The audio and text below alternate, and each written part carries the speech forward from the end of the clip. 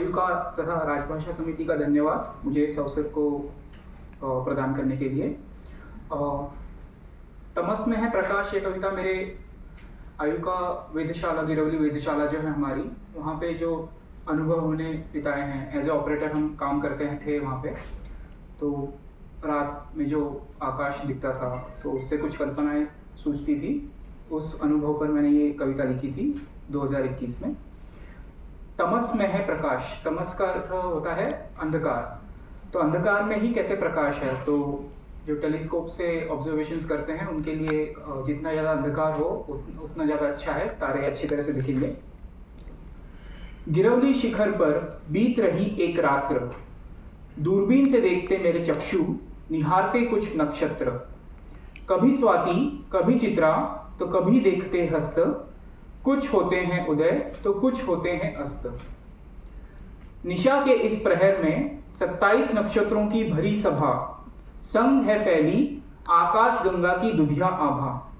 दिसंबर या जनवरी के महीनों में जब आसमान काफ़ी साफ होता है, तब आप दक्षिण उत्तर दिशा में हमारी जो गैलेक्सी है मिल्की वे, जिसे हम अंग्रेजी में कहते हैं, उसे आकाशगंगा हम हिंदी में कहते हैं, तो वो आपको फैली हुई दिखाई देगी कुछ जब बहुत ही अच्छी रात्र होती है, जब आसमान बिल्कुल साफ होता है तो उसका एक दुधिया रंग होता है। तो इसलिए मैंने वो लिखा है कि संग है फैली आकाश गंगा की दुधिया आभा। कहीं पे चमका निषाद का एक तारा, वाल्मीकि शापित घूमे हैं अंतरिक्ष सारा।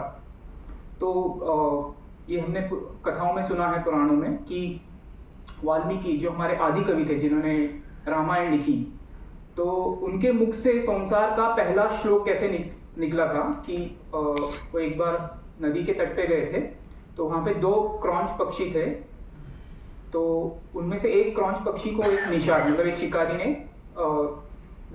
तीर मार दिया था, जिससे वो मर गया था। तो क्रोध में आके उन्होंने उस निषाद को शाप दिया था कि मां निषाद प्रतिष्ठाम त्वमगमः शाश्वती समाहा, यत् क्रौंच मिथुना देकम वधिहि काम मोहितम। अर्थात हे निषाद, तुमको अनंत काल तक प्रतिष्ठा मतलब शांति नहीं मिलेगी, क्योंकि तुमने प्रेम में लीन असावधान क्रौंच पक्षी के जोड़े में से एक की हत्या कर दी है। तो गुस्से से उनके मुंह से शब्द निकले थे।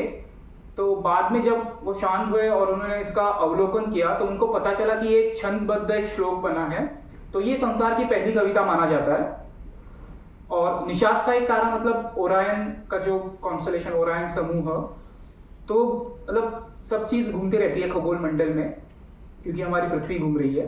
तो जस्ट उसको कविता में मैंने बदला है कि कहीं पे चमका निषाद का एक तारा, वाल्मीकि शापित घूमे हैं अंतरिक्ष सारा।